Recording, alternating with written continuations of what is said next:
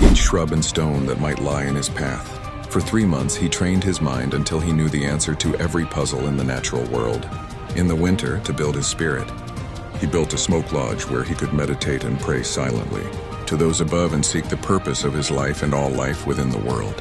His spirit became calmed and his eyes took on the cast of one who comprehended his relationship between himself and the Great Spirit. He understood his place within the stars as well as the sand beneath his feet.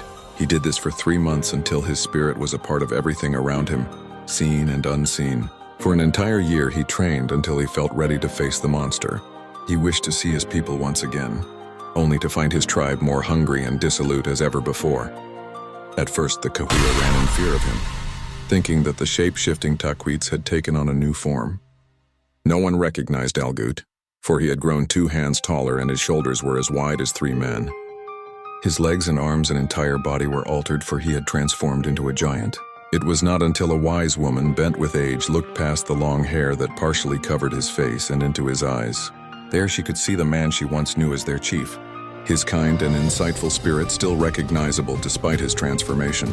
She smiled. "Children, do not run away. It is our beloved chief, Algoot." And with that, she brushed back his hair and saw that indeed their chief had returned. Cries and cheers rose up and all wanted to touch and see their courageous chief, to hear of his adventures with Tahquitz and to learn what was to become of them.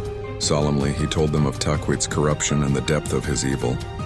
He shared with them the story of the deaths of the missing tribal members and of the death of his son. Men and women alike cried in sorrow and horror, and expressed sympathy for the loss of the son of Algoot. Algoot held up his hand and said, "This is not the time for tears, my people.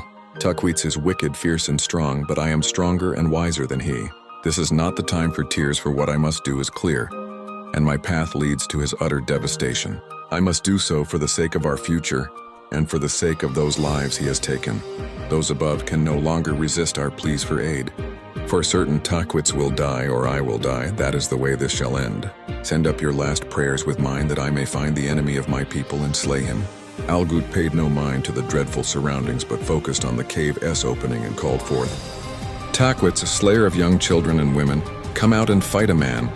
I am Algoot, chief of the proud Cahuilla people, and I have come to end your reign of foul terror."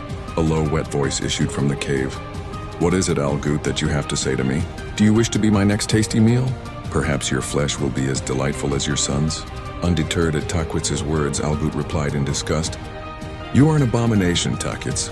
Today and in this place one will stand and one will fall." Fight me, Tahquitz!